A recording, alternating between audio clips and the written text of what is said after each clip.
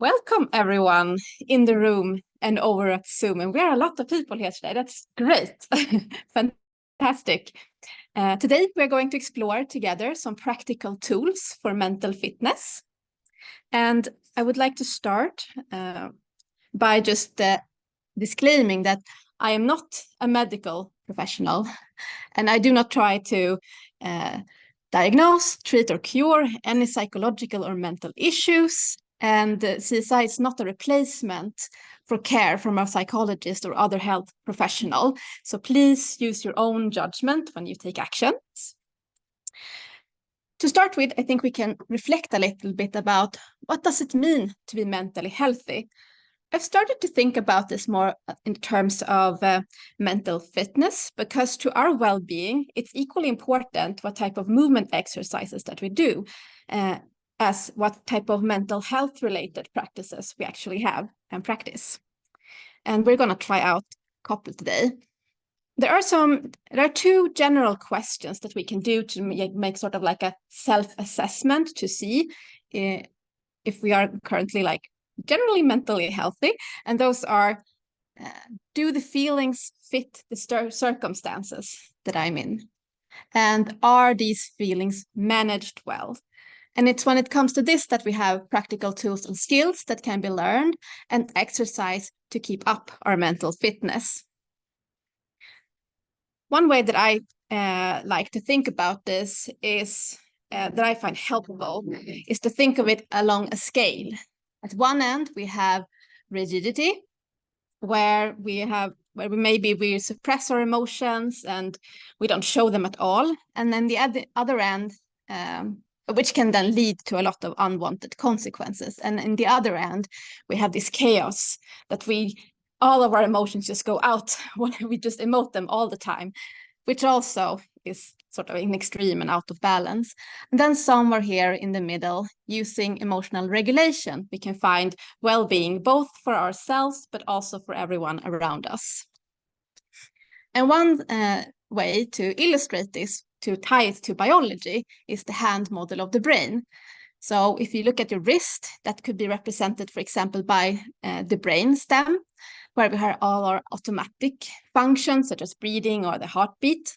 And then we can have our thumb representing the amygdala, where we have our emotional response. This is tied to like fear and anxiety, for example. And then wrapped around that, we have our prefrontal cortex, where it gives us capabilities to do complex decision-making and also our emotional management. But when we are overwhelmed with fear or just intense emotion, it's like our amygdala becomes so strong that we lose access to these great biological functions provided by the prefrontal cortex. And our nervous system has many parts. It's just not like the brain and spinal cord. It's also everything else, because we have nerves throughout our whole bodies. Some that we use that we know that we can control with our muscles, and others nerves carry information about our senses to our brains, so that we interpret the world. And then we also have this autonomic nervous system connecting the brain to most of our internal organ. It is within this that we have this sympathetic part, which is the fight or flight response, and the parasympathetic, that is the rest and digest processes. So this is a little bit of background for today's, but we're going to jump directly into different things that we can do to just manage emotion and thought. What tools can we then use to regulate this and skills to practice? So I would just like to start to mention physical movement, because when we have a lot of energy stored in our bodies, a really good way to get that out is to pick something that you like. Some people like climbing, others are runners. I love walking, but there are lots of other sports and activities that you can do. The most important thing is that you find something that you like to do, a movement that is agreeable with your body, so you don't hurt yourself, and also that you enjoy it. One tool, and this people who have gone to therapy, I'm one of those, will recognize this. This is the 3 C's of cognitive behavioral therapy, and that they always have this triangle. In one corner you have the thoughts, then you have the feelings, and then you have the behavior. And if you affect one of these corners, it will affect the others. And the thought is you can do some that to induce a positive effect on the others. So this, the 3 C's of CBT is thought directed, I would say. The first one is catch, to catch the unhelpful thinking patterns that we may have. And then is to check, is there any evidence for or against this thinking pattern that I'm currently having? And the third is to change, to reframe this thinking into something that is more helpful and constructive to me. And one of those tools could be the best friend perspective, because sometimes we forget or do not think about the importance of being kind to ourselves. And then it can be helpful to use this, because we have a lot of thinking processes already of what a stereotypical best friend would look like. So if we try to get to imagine what this hypothetical person would be or an act, then we can imagine that your best friend is in the same situation as you are, and consider, how would I support them? And then apply these compassionate and supportive perspectives to yourself. And if you work with programming, this will be like loading the best friend library into R or Python before it can be accessed. This is another tool, which is a self-acceptance exercise, and it is something that I've constructed myself, borrowing a little bit from cognitive behavior therapy, but also from mindfulness. So I will go through it, and then I will demonstrate it. In this case, it's about anxiety. First, we name the emotion. And it's also like when I'm anxious, it's usually around the chest. So it can be helpful to just press down gently with your hand. Or if you have an ache somewhere in your body and pain, maybe you have joint pain or something, then you can press down there. So just help you focus both with your thoughts and your whole body on this point. Then we acknowledge this emotional state for being, and we allow it to be inside of us. And we accept that this is our current situation in this moment. And we take a deep, slow breath to get into this rest and digest state. And then we use the framing, I choose to start letting you go. Because we are not going to like complete it. We're just looking for a small shift in a more pleasant direction. So when I'm presenting, maybe I'm a little bit anxious, which I can admit to being. So we'll see now when I demonstrate this. So I usually do like this, that I just, when I feel anxious, I go like, hello, anxiety. I acknowledge you for being. I allow you in me. I accept you for being a part of me. And I choose to start letting you go. And when you take this slow breath and slow down like this, together with the reframe, you can almost feel like it's just like slowly start trickling off you.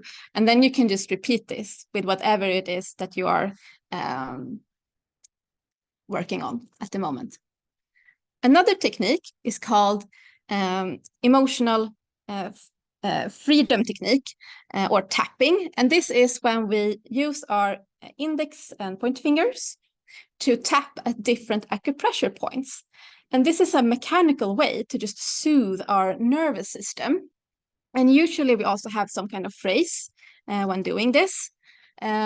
And it starts out like this, even though I have this, and here you can insert all the problems or whatever. It could be this anxiety, or it can be a thought pattern, or it could be a pain or whatever. And then we say, I accept myself and how I feel. And we repeat this while we tap on these points. And there are lots of scientific literatures and studies, mostly on people who come from like war zones or trauma zones and stuff like that do this. It's very simple.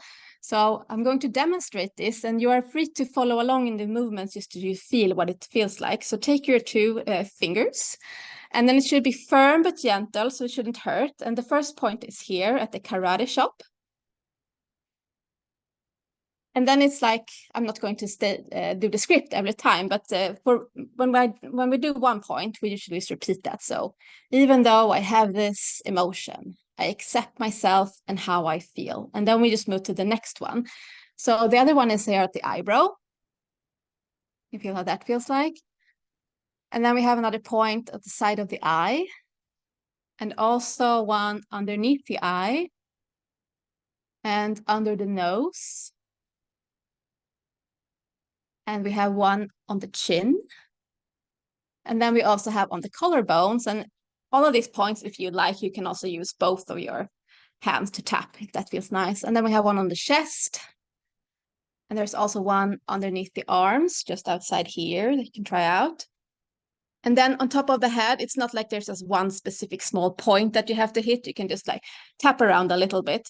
And I can highly recommend, there are lots of YouTubers who have this like pre-made 10 minutes video on tapping and doing similar script and talking. So you can just Google that. And we have some on our homepage that we have as that we like in a playlist for different situations. Sometimes we are so stressed, we need something super, super simple to do and effective. And this one is an exercise that I really like. One simple tapping point, which is also where we usually feel stress around the chest area. So we mechanically calm down our nervous system by doing this. And we also breathe very slowly here, like in and out while we do this. And then we remind ourselves that we only have to do one thing at a time. And usually if we have like multitasking during a day and it's like, then this could be like just taking a break and just one thing. And if you just do it for 30 seconds, you will start to calm down a lot. There is also numerous different breath work exercises. So this is, for example, 5 slow breath. So how do we do this deep, deep breath? Well, you can imagine like your body like a beacon. And then when we fill it up with air, we start filling out the stomach. So it should be like the stomach becomes like big, like a balloon. And then we start filling up our chest area. So we take a really big breath. And then we try to release this breath at a slower pace than we have done the in-breath to really mechanically put our body towards this rest and digest state. So if you try to like fill your body and starting with the stomach with breath, and then filling up the chest, and try again with the stomach, and then up at the chest. There's always a little bit of extra room there, and then. So this is how you do like really like deep breath work, and you don't have to take that many to calm down, but it's helpful to think of it like a beacon that you fill with water, but now it's your body and you fill it with breath from down to up. Then we have something called box breathing. This is also a way to like regulate your breath. So you can start, we're going to travel through all the corners here of this square. And then we do like this, that for the first corners, maybe 4 seconds, we just breathe in. And then we hold our breath for 4 seconds. And then we breathe out.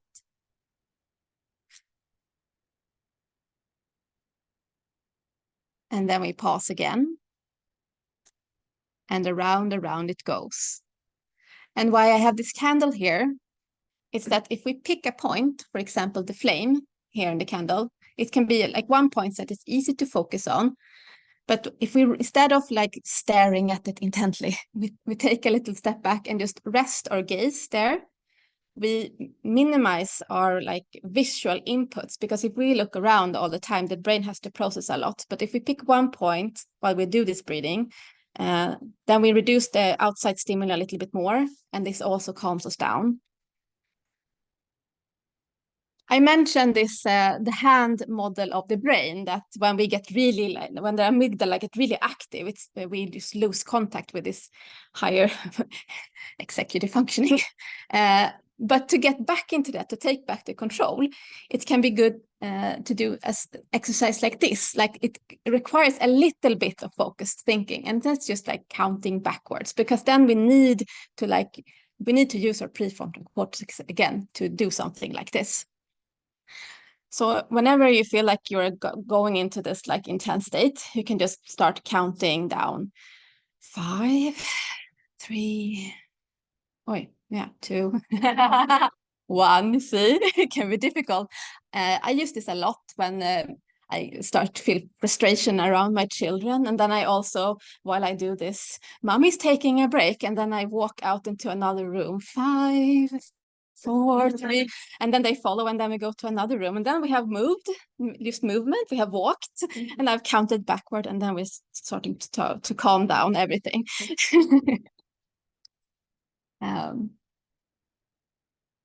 This is a body work exercise, and if you have very cold hands, it can be good to like warm them up a little bit before, but it's used to the purpose of this is to help our body to notice when we are tense. Sometimes we can get really tense around our jaw areas or maybe in our shoulders, and we don't really notice this until we get like this splitting headache, and it's like, oh, where did that come from?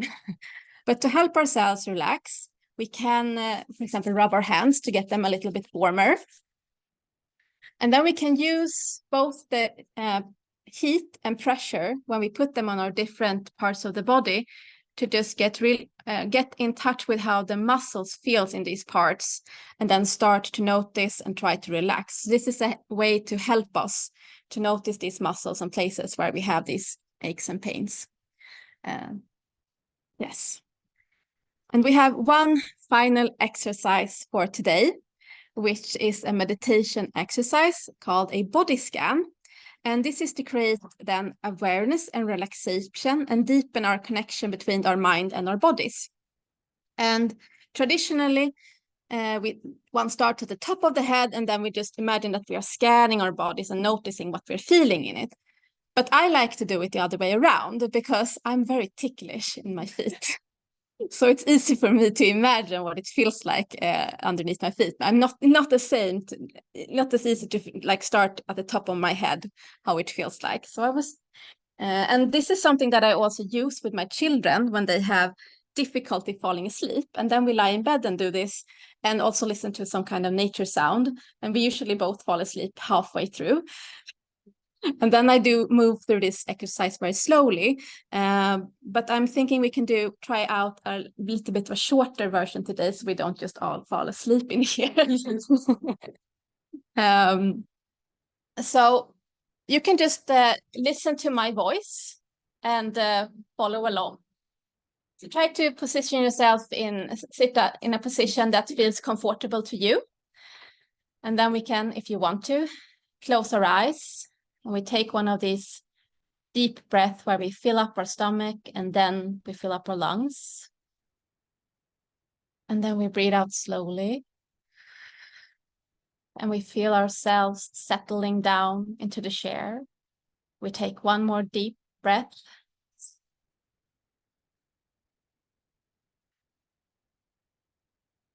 And feel that our body is starting to relax a little bit more. And then we move our attention down to the tip of our toes. And can we feel anything at all? Perhaps some tingling, that the toes are there, although we don't see them.